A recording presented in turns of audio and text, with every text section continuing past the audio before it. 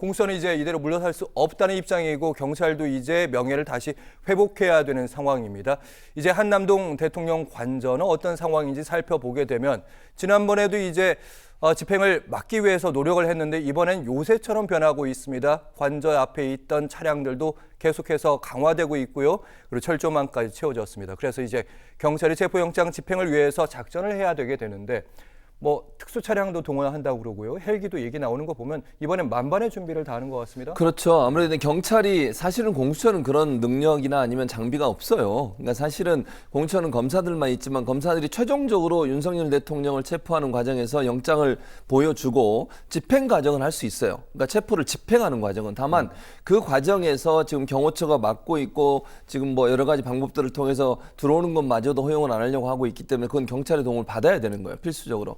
근데 경찰은 여러 가지 장비들이나 이런 게 많이 있습니다. 예를 들면 체포의 전문성을 갖고 있는 기관이잖아요, 경찰이. 그렇기 때문에 검찰도 만약에요, 대규모의 인력이 필요한 그런 경우는 경찰의 도움을 받아요. 그건 당연히 그럴 수밖에 없는 구조고. 그래서 집행 관련된 차량이든 아니면 장비든 이런 점에 있어서 경찰이 충분히 그런 능력을 확보하고 있다고 저는 믿습니다. 그래서 경찰의 의견을 저는 많이 들어야 한다고 생각해요, 공수처가. 2차 집행을 하게 되면 지금 예를 들면 철조망이라든지 차량이라든지 이걸 어떻게 옮길 거냐, 레카타를 운영하든 아니면 어떤 방법으로 차량을 또 끄집어내야 되잖아요.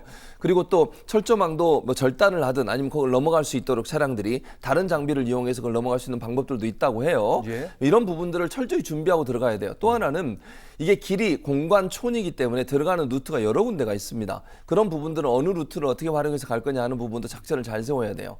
그리고 장기전에 대비해서 2박 3일까지도 버틸 수 있도록 하는 인력과 그다음에 여러 가지 장비들이 필요해요. 심지어 이동 화장실 같은 것도 필요하지 않겠어요?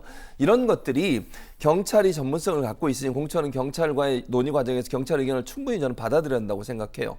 그리고 또 하나의 변수는 경호처장과 차장에 대해 지금 출석을 2번 요구했는데 안 나왔습니다. 10일 날 나오라고 했는데 그것도 모르겠어요. 안 나올 가능성이 저는 높다고 보거든요. 그러면 체포영장 발부받을 가능성도 저는 있다고 생각해요. 그래서 먼저 가서 경호차장을 체포하고 그리고 나서 그러면 이제 경호처가 상당히 흔들릴 가능성이 있다고 생각이 들어요.